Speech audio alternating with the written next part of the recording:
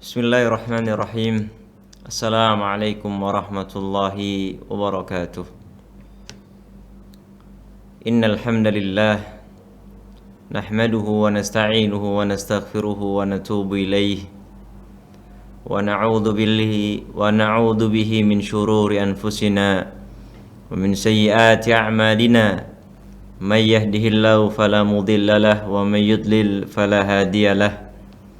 ومن يضلل فلن تجد له وليا مرشدا أشهد أن لا إله إلا الله وحده لا شريك له وأشهد أن محمدا عبده ورسوله صلى الله عليه وعلى آله وأصحابه ومن سار على نهجه واستنى بسنته واهتدى بهديه واتبع أثره إلى يوم القيامة. قال الله تعالى في كتابه الكريم: يا أيها الذين آمنوا اتقوا الله حق تقاته ولا تموتن إلا وأنتم مسلمون. وقال عز وجل: يا أيها الناس اتقوا ربكم الذي خلقكم من نفس واحدة وخلق منها زوجها وبث منهما رجالا كثيرا ونساء واتقوا الله الذي تساءلون به والأرحام إن الله كان عليكم رقيبا. وقال عز وجل: يا أيها الذين آمنوا اتقوا الله وقولوا قولا سديدا يصلح لكم أعمالكم ويغفر لكم ذنوبكم ومن يطع الله ورسوله فقد فاز فوزا عظيما. Amma ba'du. Ikhwani wa akhwati, azani Allah wa iyyakum, kaum muslimin dan muslimat, para pemirsa, para santri Al-Furqan yang semoga senantiasa dirahmati oleh Allah Subhanahu wa taala. Ya. Alhamdulillah, Allah Subhanahu wa taala masih memberikan taufik kepada kita, masih memberikan hidayah kepada kita, masih memberikan kenikmatan yang amat banyak, kenikmatan yang sangat banyak, terutama kenikmatan yang berkaitan dengan agama kita, ya. Berkaitan dengan taufik dari Allah, berkaitan dengan hidayah dari Allah Subhanahu wa taala. Kenikmatan berupa agama Islam yang kita peroleh sejak kita lahir, ya, tanpa kita meminta sebelumnya. Ini merupakan kenikmatan yang patut kita syukuri. Dan di antara kenikmatan yang besar pula adalah kita diberikan taufik oleh Allah Subhanahu wa taala bisa mengkaji ilmu agama Allah, bisa mempelajari ilmu agama Allah, di mana tatkala kebanyakan dari kaum muslimin, ya, mereka tidak diberikan taufik ini, ya, tidak diberikan taufik semacam ini. Tatkala mereka tersibukkan dengan duniawi, tersibukkan dengan bekerja, tersibukkan dengan mencari nafkah, atau kesibukan hal-hal yang lain yang manfaatnya hanya kembali ke perkara duniawi saja, maka apa yang kita dapatkan sekarang ini maka patut kita syukuri, ya, maka patut kita pergunakan dengan baik, kita manfaatkan dengan baik, agar apa yang kita dapatkan sekarang ini tetap ada atau bahkan nanti semakin bertambah sebagaimana yang dijanjikan oleh Allah Subhanahu wa taala. Kaum muslimin dan muslimat, ikhwani wa akhwati, azani Allah wa iyyakum, kita akan lanjutkan insyaallah pembahasan kita, ya, sebagaimana yang sebelumnya disampaikan di Masjid Jami' Al-Furqan Al-Islami. Sekarang karena para santri sebagiannya atau sebagian besar sudah pulang atau dalam perjalanan pulang sekarang, ya, semoga mereka diberikan keselamatan sehingga sampai di tempat tinggalnya dalam keadaan sehat walafiat, ya, dan mendapatkan keberkahan dari Allah Subhanahu wa taala. Maka untuk saat ini, ya, kajian akan berlangsung di studio Al-Furqan, dan insyaallah kita akan membahas bagaimana yang kita bahas sebelumnya, yaitu fawaid mustanbatah min qissati Luqman, ya, faedah-faedah yang diambil, faedah-faedah yang disari dari kisahnya Luqman yang terdapat di dalam surat Luqman, ya, yang ditulis oleh Syekh Abdul Razak Ibn Abdul Muhsin Al-Badr hafizahullahu taala. Baik. Pertemuan kita sebelumnya sampai pada pembahasan yang atau faedah yang ke-10, ya. Al-faidatul asyirah itu yang kemarin kita bahas terakhir, namun belum selesai. Insyaallah akan kita ulangi sedikit dan kita lanjutkan. Bismillahirrahmanirrahim. Qala al-muallifu Syekh Abdul Razak Al-Badr hafizahullahu taala. Al-faidatul asyiratu ahammiyatu uslubil wa'di fi tarbiyati wa ta'lim. Qala Allah Ta'ala wa idh qala Luqmanu libnihi wa huwa ya'iduhu. Di sini faedah yang ke-10 yang ternyata ini adalah metode yang pertama, ya. Sebagaimana yang dijanjikan oleh Syekh Abdul Razak bahwasanya beliau menulis faedah-faedah ini yang mana intinya, ya, di salah satu inti dari faedah-faedahnya adalah bagaimana Allah Subhanahu wa taala menginginkan agar kita mengambil cara atau metode berdakwah yang tepat sebagaimana yang dilakukan oleh Luqman Al-Hakim. Ya. Ya, metode yang pertama yang di sini adalah faedah yang ke-10, yaitu pentingnya menggunakan metode mau'idhah. Ya. Metode mau'idhah. Apa itu mau'idhah? Nanti ada penjelasannya di bawah. Ya. Secara garis besar kita katakan mau'idhah adalah memberikan nasihat akan kebaikan diiringi dengan buah dari kebaikan tadi. Atau melarang akan sebuah kemaksiatan, melarang akan sebuah kejelekan diiringi dengan buah atau efek atau pengaruh dari kejelekan tersebut. Inilah yang disebut dengan mau'idhah. Ya. Jadi metode yang pertama yang kita bisa gunakan dalam berdakwah adalah metode mau'idhah, menasehati, memberikan nasihat kebaikan. Hasilnya kalau kamu berbuat baik kebaikan seperti ini, oh nanti efeknya seperti ini. Oh buahnya seperti ini. Oh pengaruhnya seperti ini. Ini namanya mau'idhah.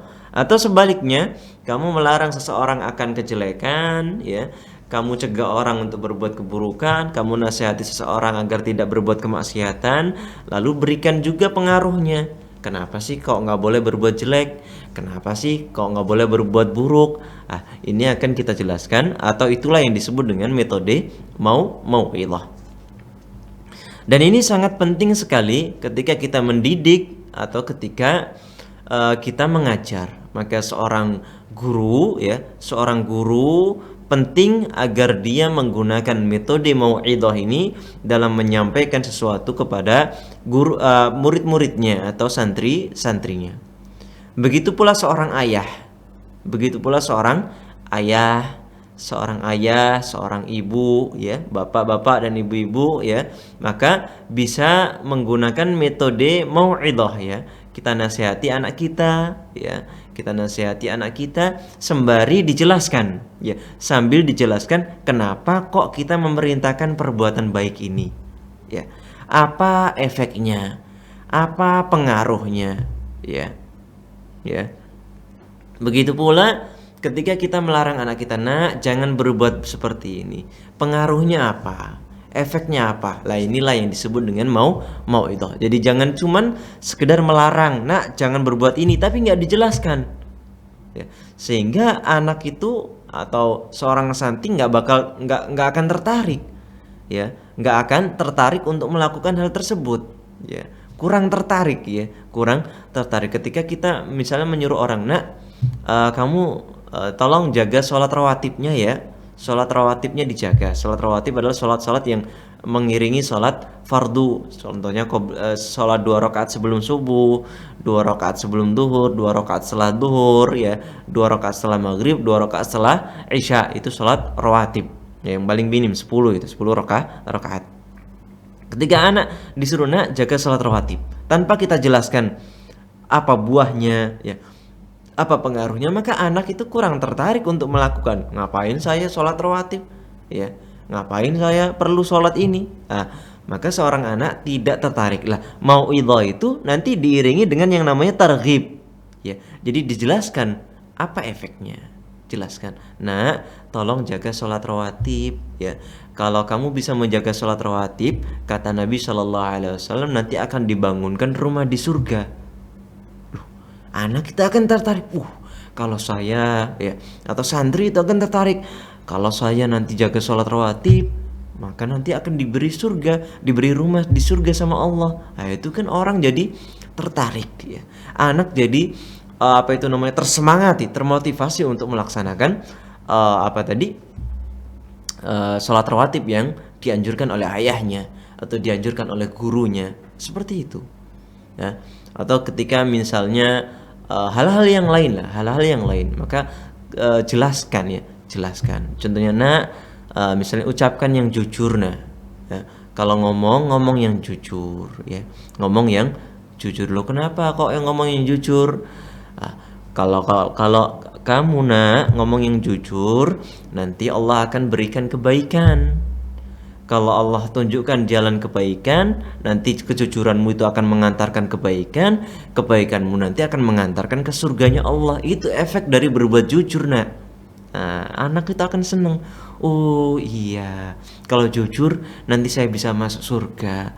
Kalau jujur saya mendapatkan kebaikan dari Allah. Kalau jujur saya diridhoi sama Allah. Itu anak akan mendapatkan motivasi yang lebih daripada hanya sekedar diperintah begitu saja. Sebaliknya, ketika seorang anak atau seorang santri, ya, kita jelaskan, kita larang dari mereka, misalnya ya, atau akhi, jangan jangan lawannya jujur tadi, jangan berbohong, jangan bohong, jangan berdusta, akhi. Kalau ngomong yang jujur, jangan berbohong. Kalau berbohong, efeknya adalah satu kali berbohong, nanti akan butuh bohong-bohong yang lain, gak akan berhenti bohongnya. Dan bohong itu sebuah dosa. Bohong itu mengantarkan seseorang ke kejelekan, dan kejelekan akan mengantarkan seseorang ke neraka, dimurkai oleh Allah.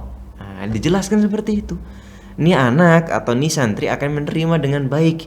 Dia akan termotivasi untuk menjauhi yang namanya berbohong. Ya, akhi, jangan berzina. Jangan berzina, jangan pacaran. Ya. Kenapa kok jangan pacaran, jangan berzina? Karena efeknya pacaran itu nanti bisa berzina. Ya. Itu mengantarkan seseorang untuk berzina sebelum dia menikah. Ya. Sehingga nanti akan efeknya panjang, ya. Kalau hukum Islam ditegakkan akan dijilid. Dijilid itu dicambuk. Kalau sudah menikah tetap berzina akan dirajam, ya. Akan dirajam, ditonton oleh semua orang, ya. Dipermalukan, ya. Atau minimalnya kalau itu mungkin di Indonesia tidak berlaku, dijelaskan akibat yang lain, misalnya menyebabkan seseorang masuk neraka. Pezina nanti di neraka itu diadab oleh Allah. Wanita-wanita bezina nanti akan bergantungan dengan berkait dengan dada-dada mereka, sebagaimana yang diperlihatkan oleh Rasulullah kepada Rasulullah sallallahu alaihi wasallam tatkala Mi'raj, ya, tatkala peristiwa Isra Mi'raj, ya. Atau dijelaskan dengan hal-hal yang lain, ya.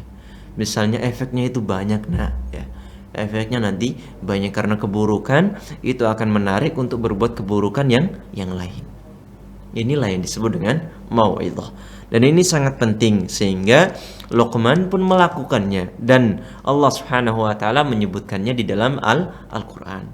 Qala Allah taala, wa idh qala Luqmanu libnihi wa huwa ya'iduhu. Dan ingatlah ketika Luqman berkata kepada putranya. Jadi Luqman sebagai seorang ayah menasihati putranya, ya. Wa huwa ya'iduhu, dalam rangka memberikan ya'iduhu, memberikan mau'izah, memberikan nasihat, memberikan petuah, memberikan wejangan. Tayyib. Qala al-muallif hafizahullah taala, wa uslubul wa'dhi lahu atharun balighun fi tarbiyatin nasi wa ta'limin nash'i. Wal wa'du kama qala al ulama'u ay yakuna al-ilmu alladhi yuwajjahu an-nasu ilayhi wa yurshaduna ila fi'lihi maqrunan bit-targhib wat-tarhib fayadhkurul amra bil khairi ma'al muraghibat wa yadhkurun nahya 'anil syahri ma'al murahibat fal wa'du huwa amrun bil khairi wa nahyun 'anil syarri ma'at targhibi wat tarhibi wat targhib yakunu bi dzikril fawaid was thimar wal athar allati yanaluha al 'abdu idza fa'ala hadzal amra alladhi rughiba fihi wat tarhibu yakunu bi dzikril akhtar wal adrar allati tahsulu liman waqa'a fi ma nuhiya anhu. Syekh Abdul Razak hafizahullah taala beliau mengatakan, dan metode mau'idhah ini mempunyai asarun balighun, mempunyai pengaruh yang sangat kuat ya, mempunyai efek yang sangat dalam ya, efeknya sangat dalam yang apa? Yang sangat-sangat memberikan pengaruh tatkala mendidik seorang manusia, tatkala mengajarkan umat manusia ya, tatkala memberikan pengajaran, tatkala mendidik, maka itu memberikan pengaruh yang sangat besar sekali ya. Makanya sering-sering kita memberikan mau'idhah. Dan apa yang dimaksud dengan mau'idhah dijelaskan oleh para ulama di sini, yaitu ilmu yuwajjahun nas, yang diarahkan kepada manusia, yang dibimbing atau ditunjukkan manusia kepadanya, yang diiringi dengan targhib ya. Ini yang seperti kita katakan tadi, yang diiringi dengan motivasi, diiringi dengan penjelasan apa efek dari melaksanakan kebaikan tadi. Kita kasih contoh tadi, jujur membuahkan kebaikan mengantarkan ke surga ya. Atau misalnya tadi kita sebutkan menjaga sholat rawatib misalnya ya, akan mendapatkan rumah di surga. Atau ketika kita bersedekah, bangun mushola, bangun masjid, bangun tempat ibadah, Allah akan bangunkan bagi kita rumah di surganya, di surga nanti ya. Itu adalah apa itu namanya, targhib dengan ghain ya. Targhib yaitu pemberian motivasi atau memberi apa itu, menjelaskan faedahnya, menjelaskan betapa pentingnya ya, menjelaskan pengaruhnya dan efeknya dari berbuat kebaikan tersebut, sehingga seorang anak, seorang santri atau manusia itu akan termotivasi lebih ya. Nggak sekedar disuruh jujur, nggak sekedar disuruh apa tadi sholat rawatib ya, tapi perlu dijelaskan. Dan itulah yang sering Nabi Muhammad SAW juga sampaikan kepada umatnya ya. Ini seperti yang kita contohkan tadi adalah contoh-contoh yang diberikan oleh Nabi Muhammad SAW.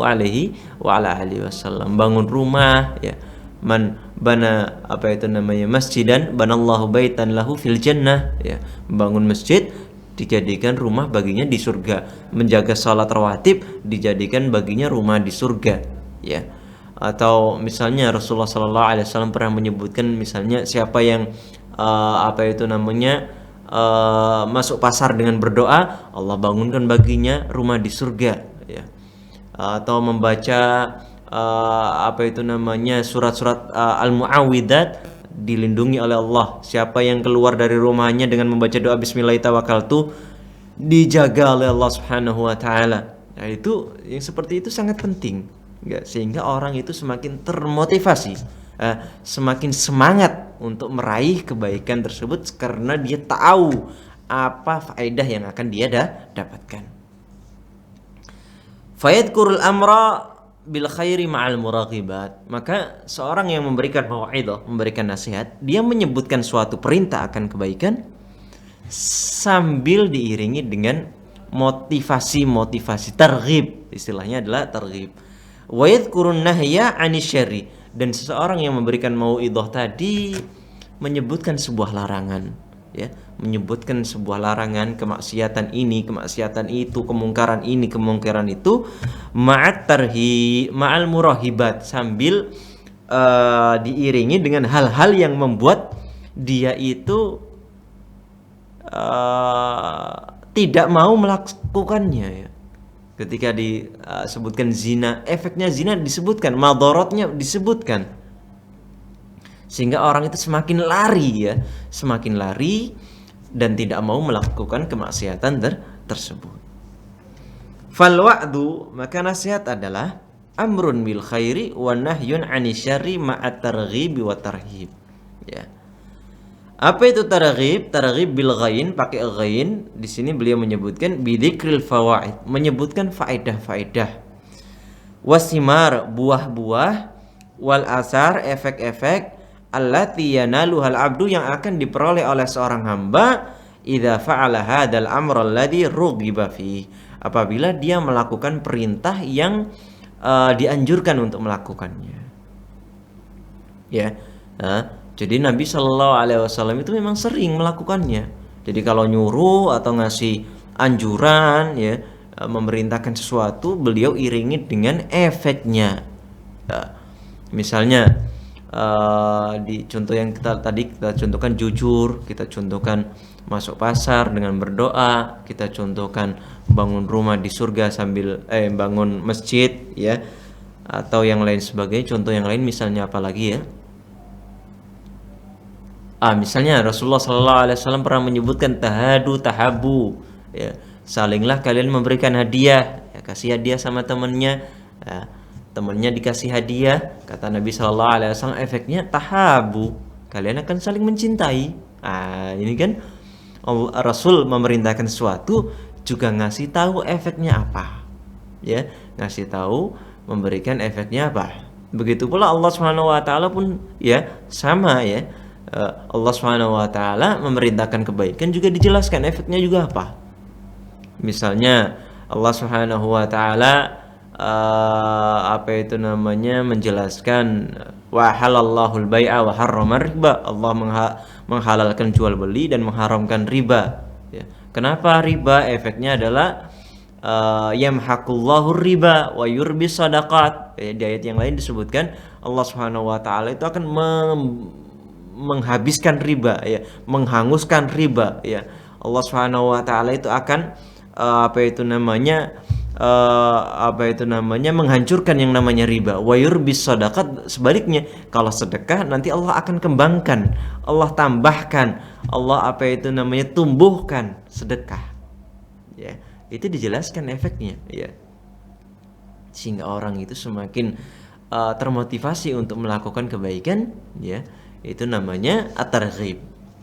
Sebaliknya wat-tarhib dengan ha ya, dengan ha besar, yakunu bi dzikril akhtari wal adrari allati tahsulu liman waqa'a fi ma nuhiya anhu. Wat-tarhib adalah dengan cara menyebutkan bahayanya. Menyebutkan bahayanya ya, bahaya-bahaya yang akan diperoleh apabila seseorang itu berbuat kemaksiatan. Contohnya tadi kita contohkan orang yang berzina, bahayanya ya nanti dia merusak, menzalimi orang lain ya. Dia akan merusak jalur nasab karena anaknya nanti tidak dinisbatkan kepadanya ya. Dia akan mendapatkan cambukan, kalau dia sudah menikah dia akan mendapatkan bahayanya, yaitu dirajam sampai meninggal dunia ya. Itu diantara madarat daripada berzina. Atau contoh yang lain, madaratnya berbohong. Satu bohong akan membutuhkan bohong yang lain sehingga membuat dia berbohong terus ya. Semakin banyak berbohongnya ya semakin banyak dosanya. Dosanya itu akan berubah, dosa itu akan mengantarkan seseorang dalam kefajiran, sesuatu yang buruk, dan sesuatu yang buruk tadi akan mengantarkan seseorang ke nerakanya Allah Subhanahu wa Ta'ala. Dan orang yang terbiasa berbohong akan dicap sebagai pembohong di sisi Allah Subhanahu wa Ta'ala ya. Seperti itu kita jelaskan efek buruknya dan juga maksiat-maksiat yang lain, dan juga maksiat-maksiat yang lain. Sehingga apa?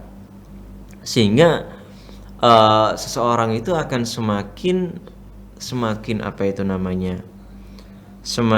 lari ya, semakin tidak mau dekat-dekat dengan kemaksiatan tersebut. Karena apa?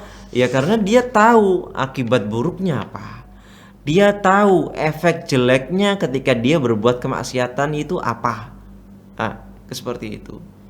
Contohnya yang lain misalnya Allah Subhanahu wa taala misalnya melarang orang itu mencela, mengumpat, wailul likulli humazatil lumazah. Kata Allah Subhanahu wa taala, wailun, celaka. Atau dalam tafsiran yang lain disebutkan wail adalah nama sebuah lembah di neraka. Wail, ya. Jadi orang yang mencela, mengumpat dan yang lain sebagainya, mengolok-ngolok, dia akan mendapatkan kecelakaan dari Allah Subhanahu wa taala. Itu efeknya. Mau nggak kita mendapatkan kecelakaan dari Allah? Nggak mau, ya sudah, jangan mencela. Kan begitu. Ini namanya tarhib, ya. Melarang sesuatu sambil diiringi apa? Sambil diiringi penyebutan efeknya, penyebutan bahayanya, sehingga orang itu semakin lari, ya, semakin lari dari berbuat keburukan tersebut. Taib. Summa qala al-muallif wa hakadha fa'ala Luqmanul Hakim haitsu dhammana wasayahu targhiban nafi'an yushajji'ul mad'uwa 'alal qiyami bima du'iya ilaihi ala ahsani wajhin wa akmali halin.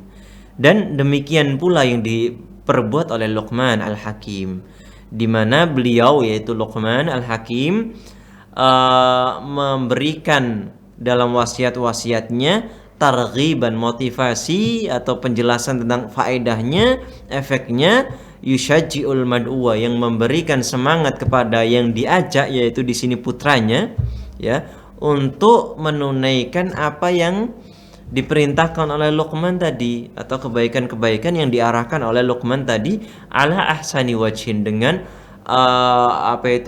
bentuk yang paling sempurna.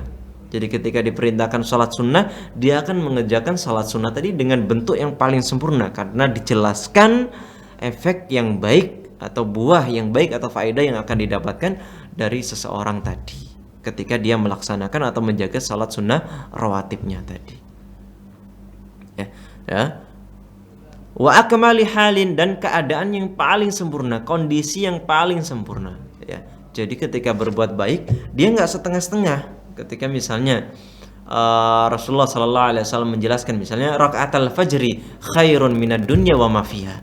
Kata Nabi sallallahu alaihi wasallam, 2 rakaat subuh, 2 rakaat sebelum subuh, salat sunnah qabliyah sebelum subuh itu lebih baik daripada dunia dan seisinya. Lah, orang kalau nggak tahu faedahnya, nggak tahu buahnya, itu kan akan meremehkan. 2 rakaat sebelum subuh ya biasa saja. Nanti ajalah 2 rakaat setelah duhur ajalah misalnya.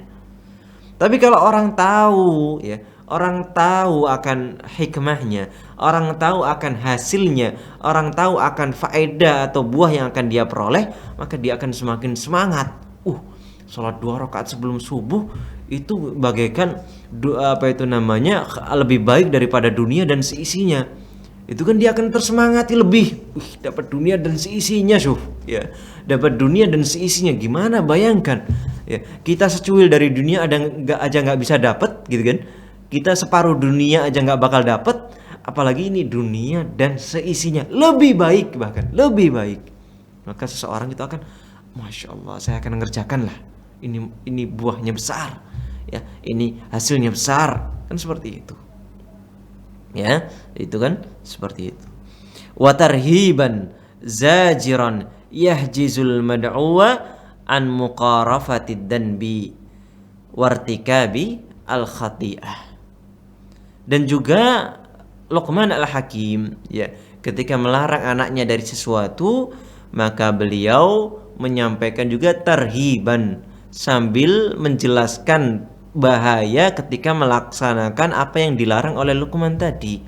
Zajiran yahjizul mad'uwa an muqarafatid danbi, ya, yang sambil tadi, ya, melarang sesuatu, dijelaskan bahayanya agar seorang yang dinasehati tadi menjauhi, agar seseorang yang dinasehati tadi enggan, ya, atau menghalanginya untuk menerjang kemaksiatan yang sudah dilarang oleh Luqman, ya, menerjang dosa yang telah dilarang oleh Luqman. Maka ini penting. Ya. Ketika melarang berbohong, jelaskan efeknya apa. Ya, efeknya apa? Nah, jangan bohong. Kalau bohong itu berdosa. Kalau berdosa nanti akan mendapatkan nerakanya Allah. Begitu. Nah, jangan begini. Nah, jangan begitu. Ya, ya, ya, seperti itu. Baik. Jadi di sini kita dapati metode yang pertama, ya, dari faedah yang ke-10 yang disampaikan oleh Syekh di sini, bahwasannya seorang pendidik, seorang guru, seorang pembina, seorang ayah, seorang ibu, gunakanlah uslubul mau'idhah. Apa itu tadi mau'idhah?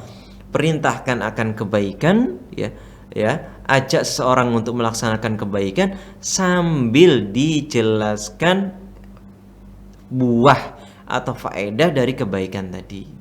Dan laranglah seseorang dari keburukan, dari kemaksiatan, sambil dijelaskan bahaya dari kemaksiatan tersebut. Ya, ini yang pertama yang bisa kita ambil faedahnya.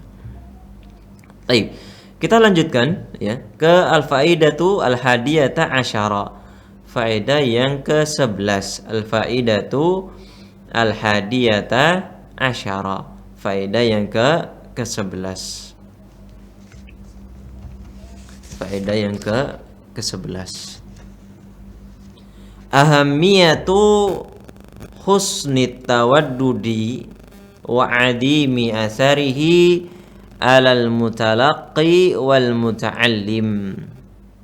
Fa indama turidu an ta'idha insanan wa tansahahu yanbaghi an tatawaddada ilaihi bi an tadhkura min al-ibaratil latifah wal kalamil jamil alladhi yaj'alu kalamaka yadkhulu qalbahu wa yaj'alu qalbahu yanfatihu li kalamik.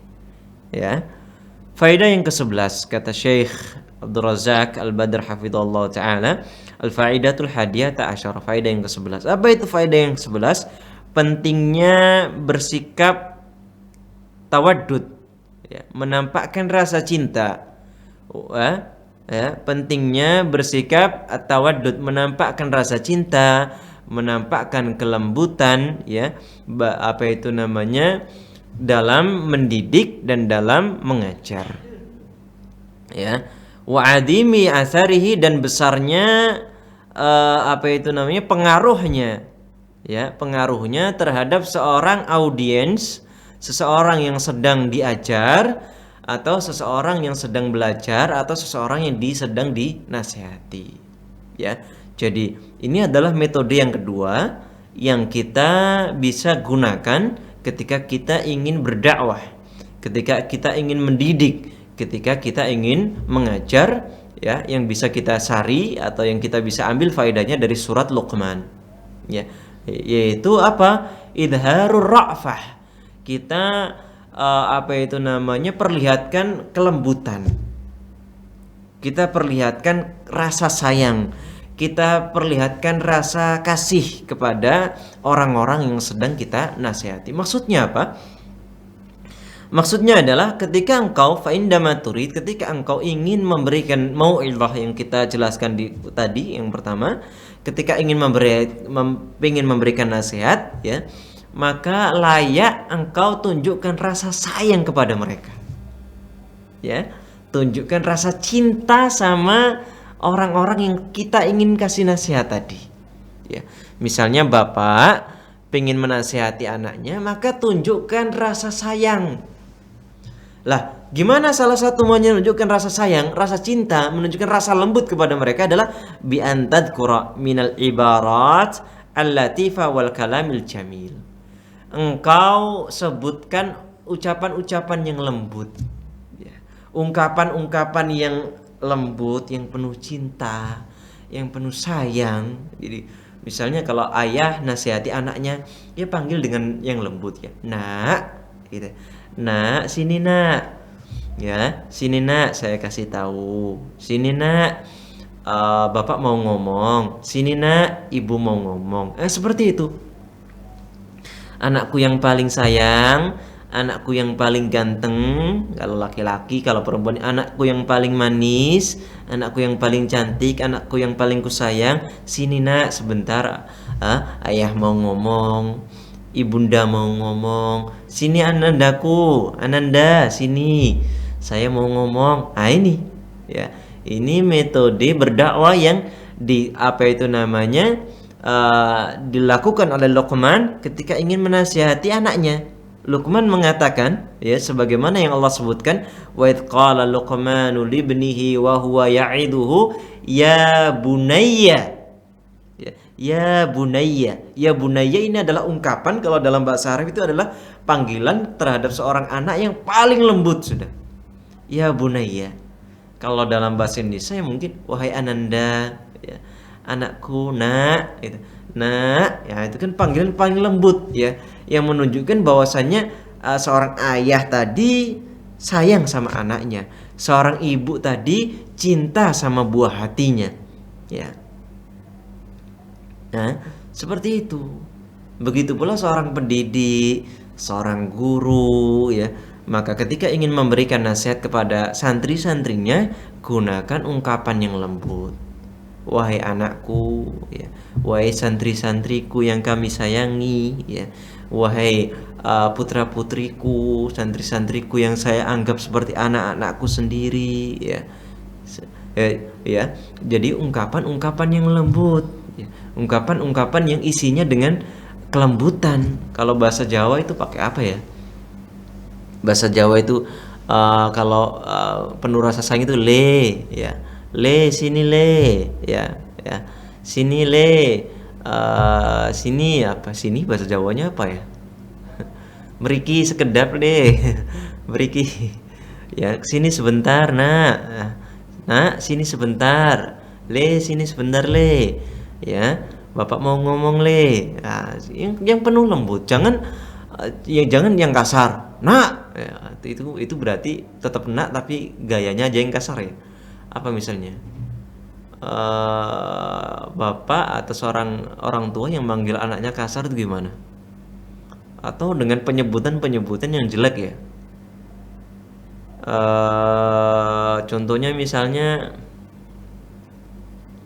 tole kan orang Jawa gitu, ya. Tole sini ole. Tole ini kalau le saja itu biasanya rasanya lembut, tapi kalau tole ya, itu kan kasar, ya. Atau kalau kalau orang luar, misalnya orang-orang Kalimantan itu budak sini budak, itu kan kasar itu. Itu kan kasar. Sini nak, ini kan lembut itu. Sini. Atau misalnya contoh yang lain apa ya? Kalau yang kasar itu bocah bocah sini bocah. Ini kan kasar nih, bocah. Kan nggak ada lembut bocah, kan nggak. Kalau lembut kan nak, anandaku, ya, buah hatiku, sayangku sini. Kalau marah itu kan bocah. Ini nggak pantas. Ketika ingin menasihati jangan manggil yang kasar. Gunakan ungkapan yang lembut, ungkapan yang penuh sayang, ungkapan yang penuh kasih, ya. Panggil ya bunayya, ya bunayya, wahai anakku, nak sini, ya. Jangan panggil yang kasar, anak jin, jangan begitu, ya. Misalnya anak setan ini, misalnya, jangan begitu, anak setan sini. Siapa setan? Bapaknya berarti. Jangan begitu, ya. Weh, bocah nggak tahu diuntung sini. Ini kan salah. Anaknya sendiri dikatain bocah nggak tahu diuntung. Jadi panggil dengan yang lembut, nak, ya, sayangku, anakku, ya, putraku, putriku. Seperti itu dengan bahasa yang lembut. Sehingga apa? Di sini disebutkan apa akibatnya kok kita harus pakai bahasa yang lembut? Wal kalamul jamil alladzi yaj'alu kalamaka yadkhulu qalbahu, ya. Panggilan yang lembut tadi itu membuat seseorang itu membuat omonganmu nanti itu bisa masuk ke dalam relung hatinya, bisa masuk ser gitu, ya. Seneng.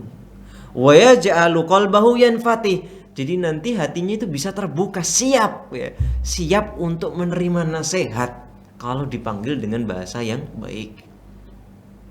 Maka seorang dai pun begitu, manggil orang-orang, misalnya manggil apa itu namanya, audiensnya ya dengan bahasa yang lembut.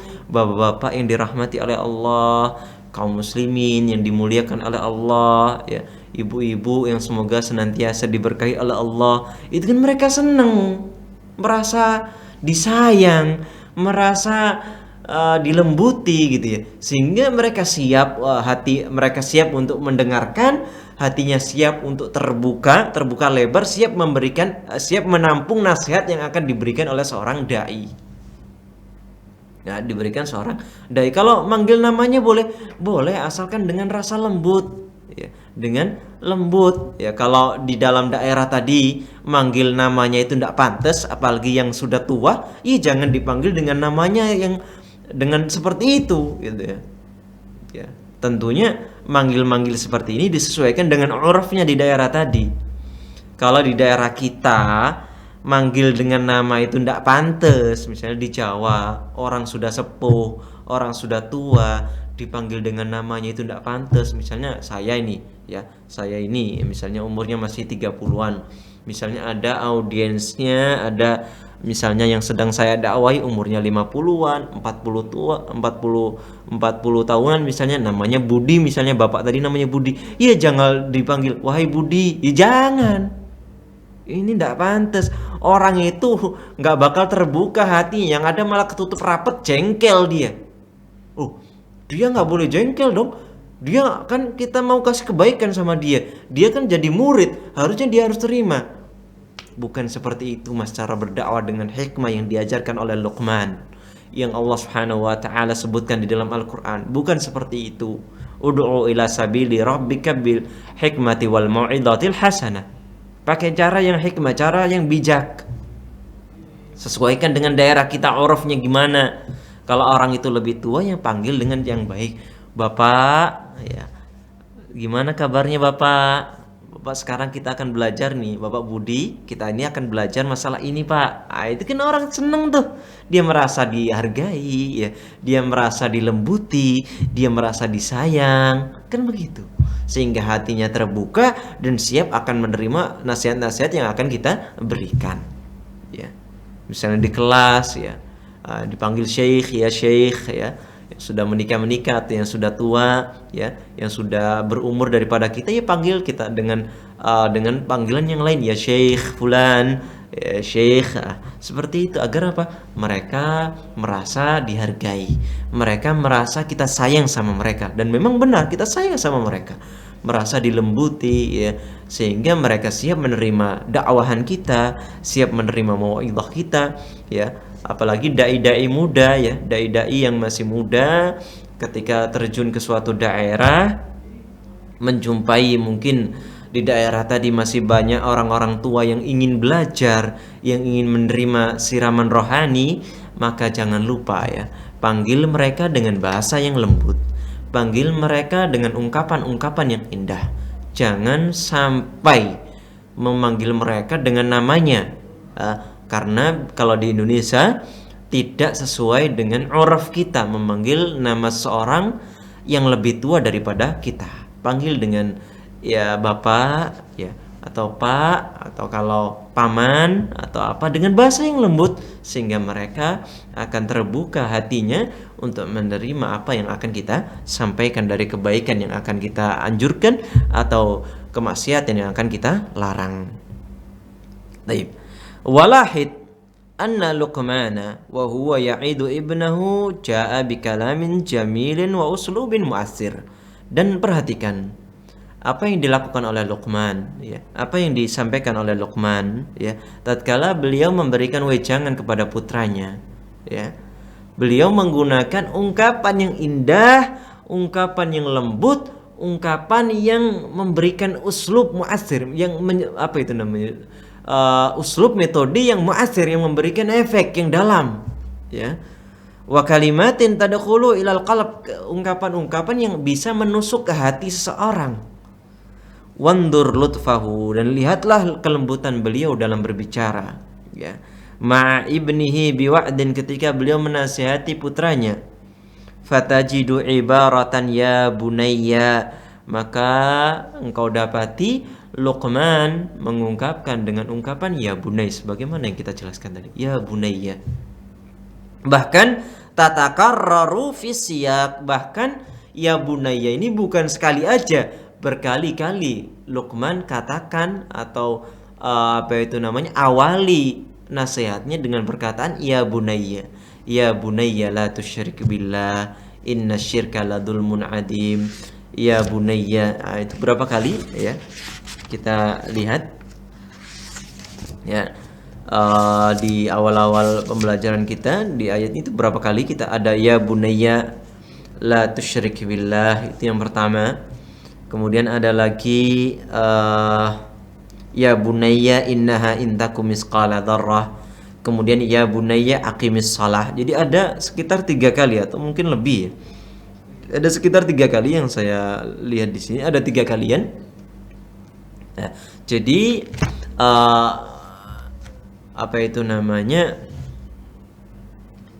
ada faedah lain yang mungkin bisa ambil, mungkin nggak tahu nanti disebutkan atau tidak, bahwasanya salah satu metode dakwah adalah mengulangi, ada pengulangan.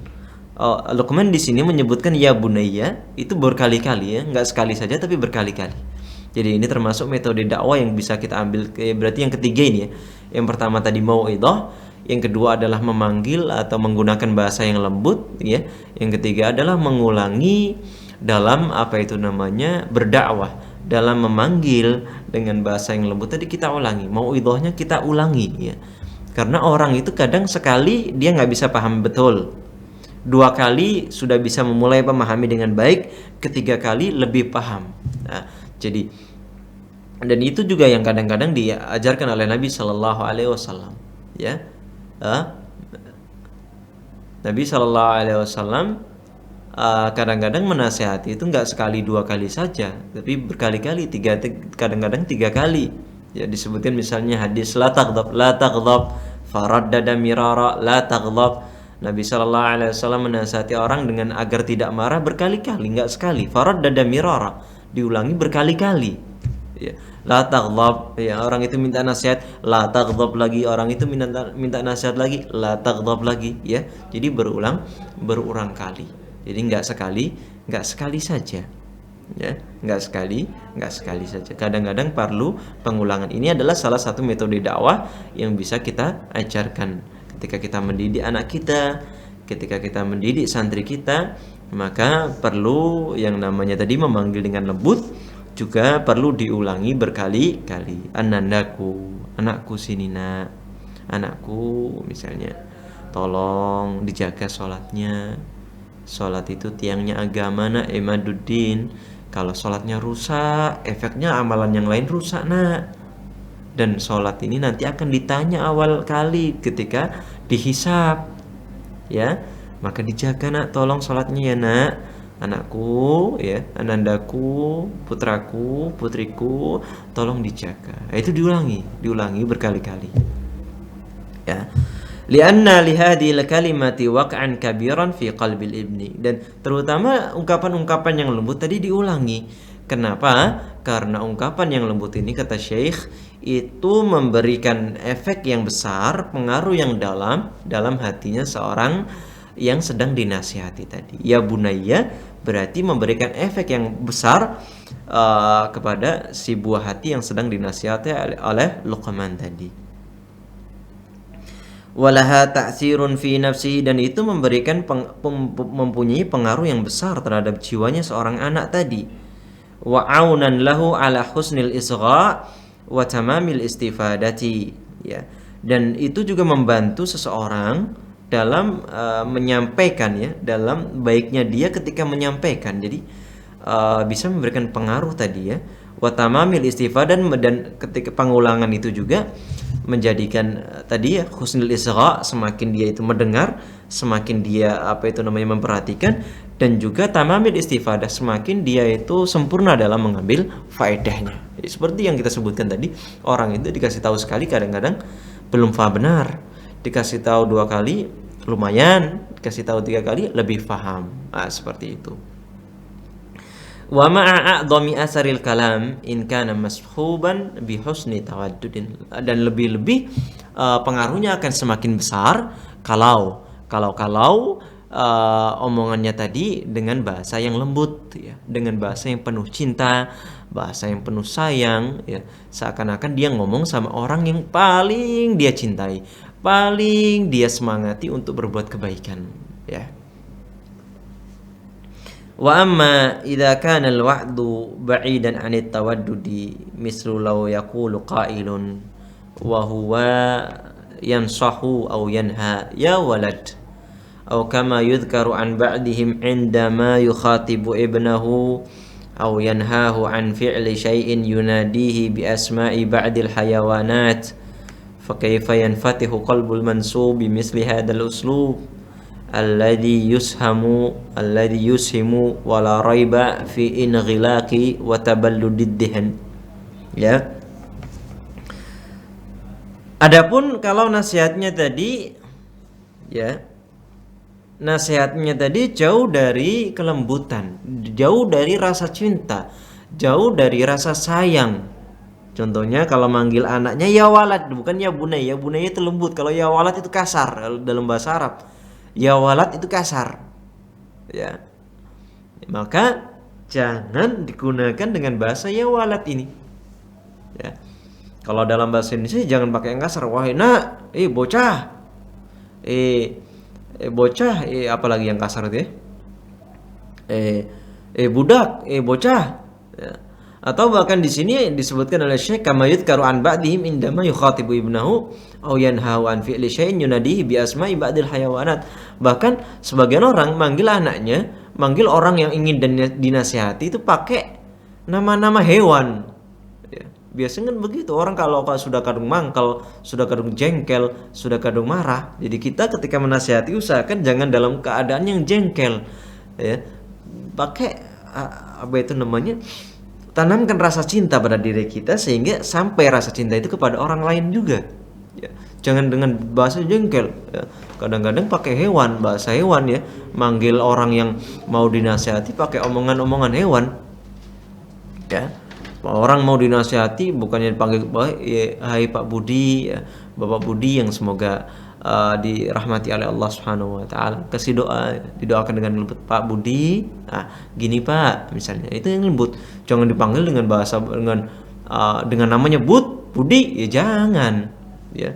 Misalnya namanya Andi, ya jangan. Pak Andi. Nah, gitu dengan yang lembut, ya.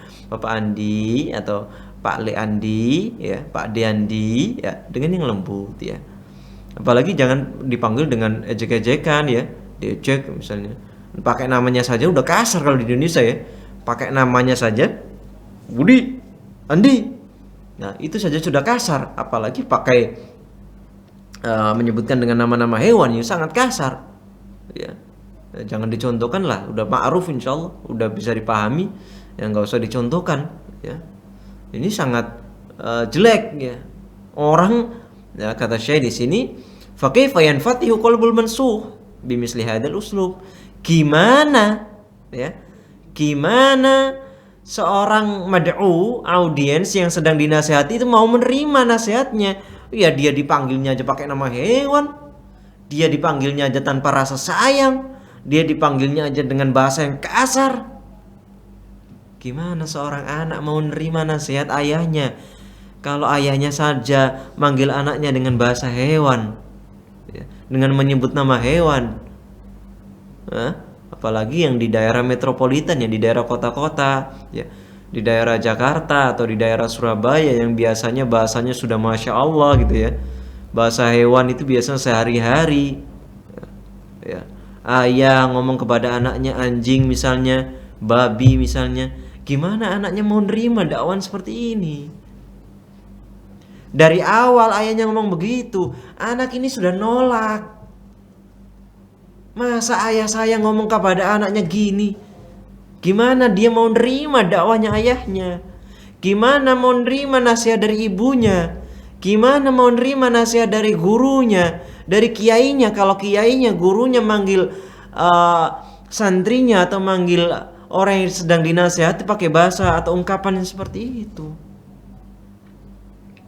La raiba fin ghilaki wa taballudiddihin, maka tidak ada keraguan, ya, kata Syekh di sini, ya, al-mad'u atau audiensnya itu akan inghilak, ya, tertutup otaknya, tertutup hatinya untuk menerima dakwah, wa taballud, dan akan mengeras, gak mungkin mau nerima,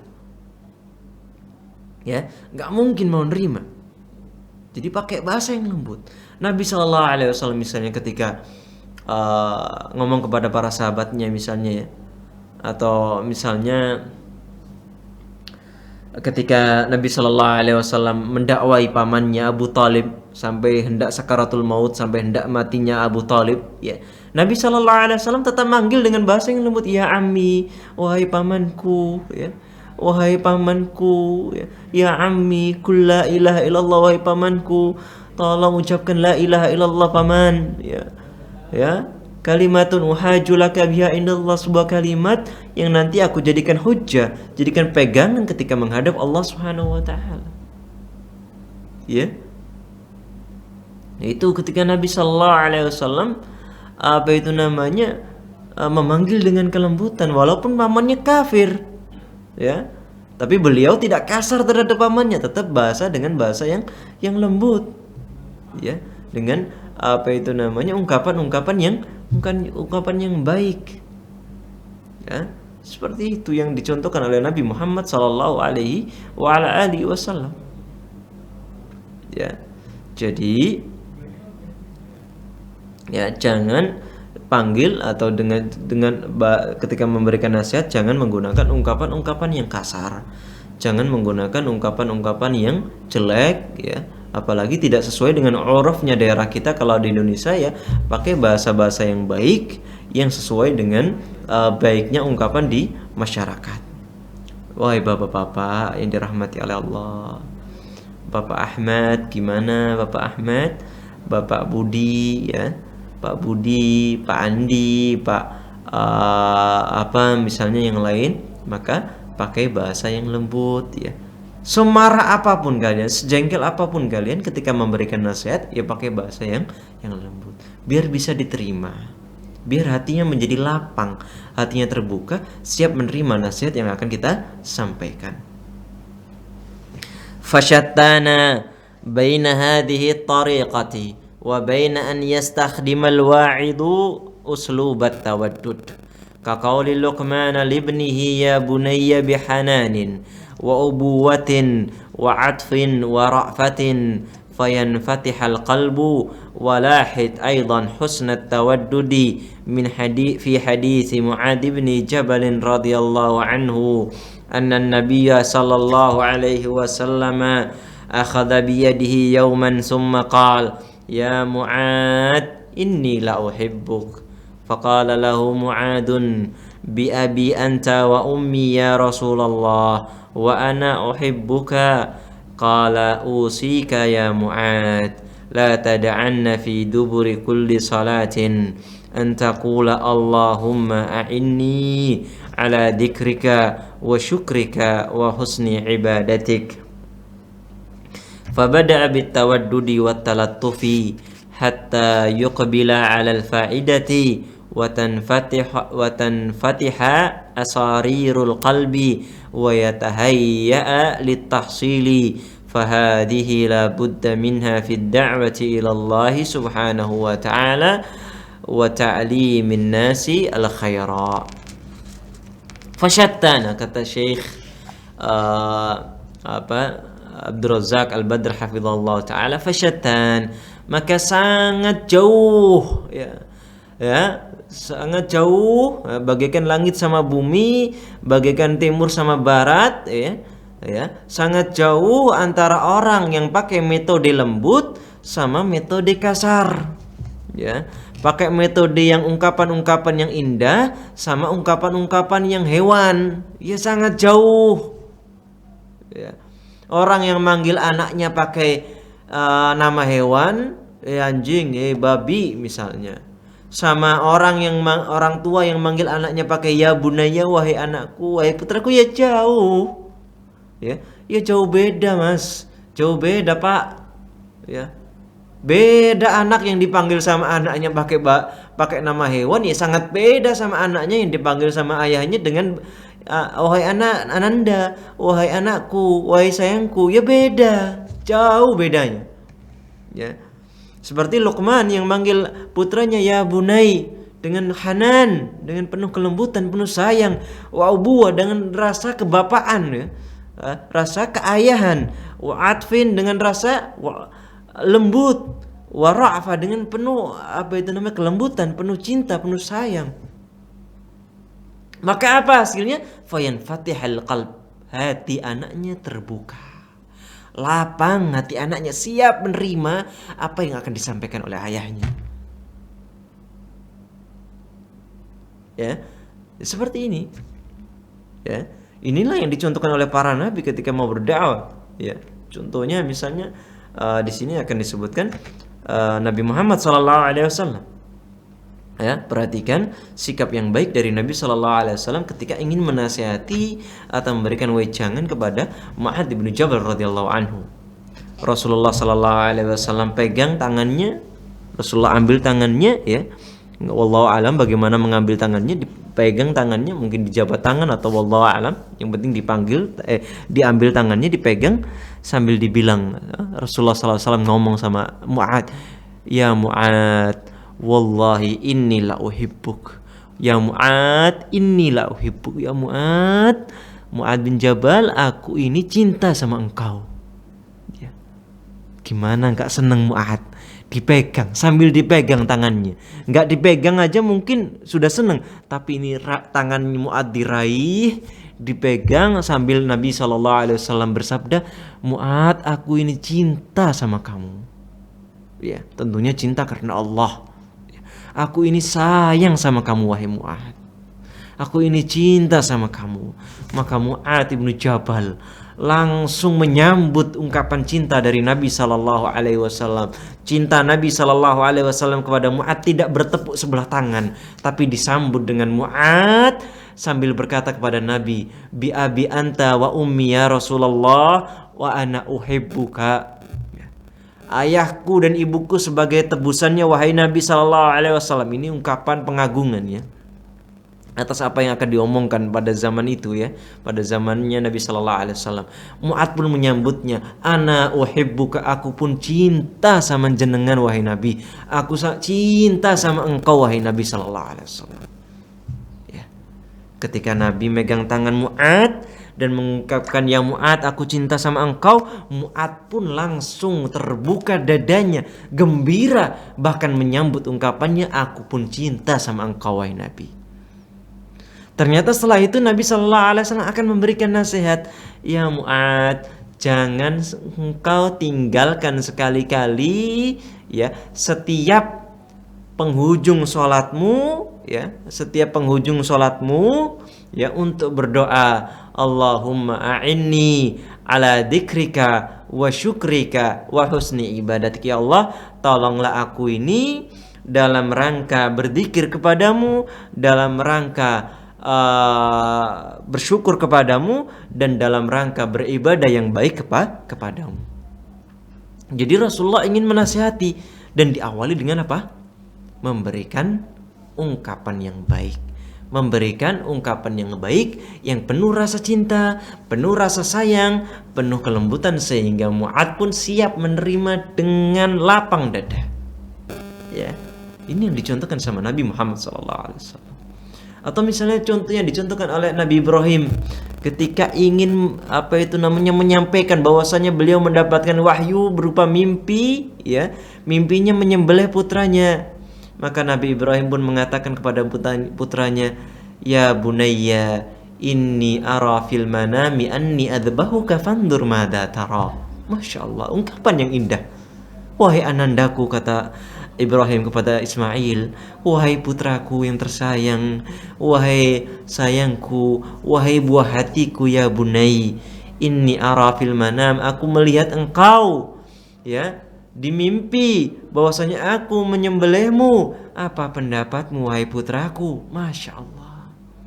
Ismail yang dipanggil dengan bahasa yang lembut, Ismail yang diberikan informasi oleh ayahnya bahwasannya beliau mendapatkan wahyu berupa putranya bakal disembelih.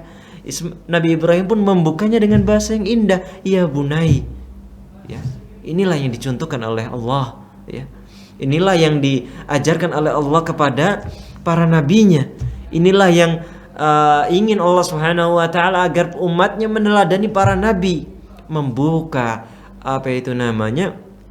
nasihatnya, membuka mau'idhahnya dengan ungkapan-ungkapan yang lembut, ya, sehingga para audiens, sehingga anak kita, sehingga santri kita, sehingga orang-orang yang kita dakwai bisa menerima dengan lapang dada. Fabada'a bit tawaddud, dimulai dengan kelembutan, dimulai dengan ungkapan yang penuh cinta, penuh sayang, wattalattuf, ya, hatta yuqbila 'alal faidati, sehingga orang yang dinasehati tadi, ya, bisa menerima faedah yang akan bisa disampaikan. Wa tanfatihu asarirul qalb, sehingga hatinya nanti akan terbuka. Hatinya itu akan siap menerima apa yang akan disampaikan. Wa yatahayya litahsil, ya. Dan orang tadi yang dipanggil dengan kelembutan tadi itu akan bersiap untuk mengambil faedah, bersiap untuk meraih faedah yang akan diambil atau disampaikan oleh seorang dai tadi. Anak akan bersiap apa yang akan dinasihatkan oleh ayahnya, apa yang dinasihatkan oleh ibundanya, ya. Santri akan bersiap mengambil faedah dari apa yang disampaikan oleh ustadznya.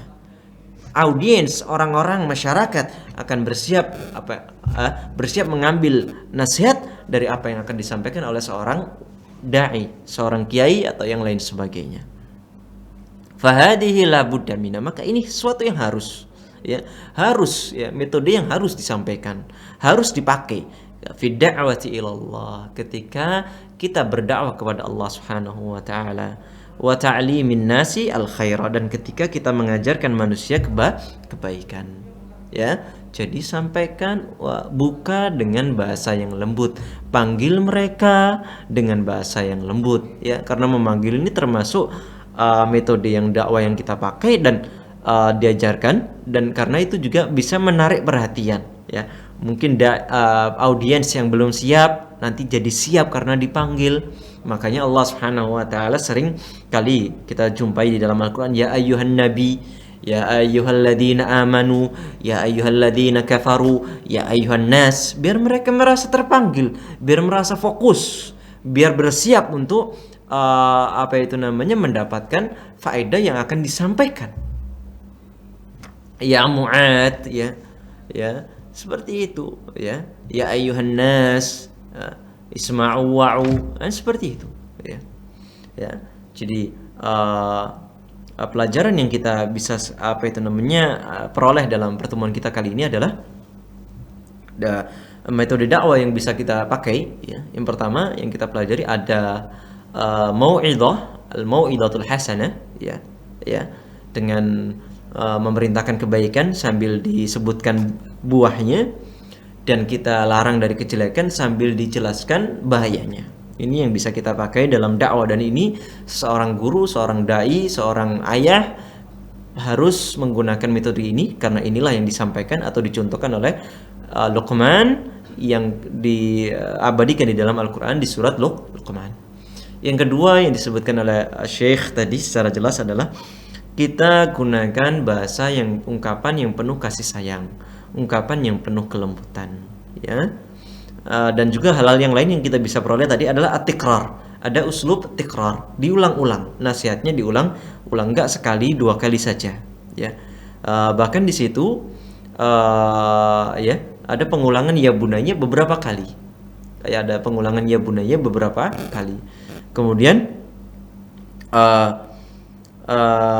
juga mungkin kita bisa ambil faedah yang tidak disebutkan secara langsung di sini, ya, yaitu dengan cara memanggil, ya, dengan cara memanggil orang yang akan kita nasihati dengan ya bunai, ya ayyuhalladzina amanu, ya Mu'ad, ya, dipanggil agar apa? Agar bersiap seperti yang sebagaimana kita sebutkan tadi.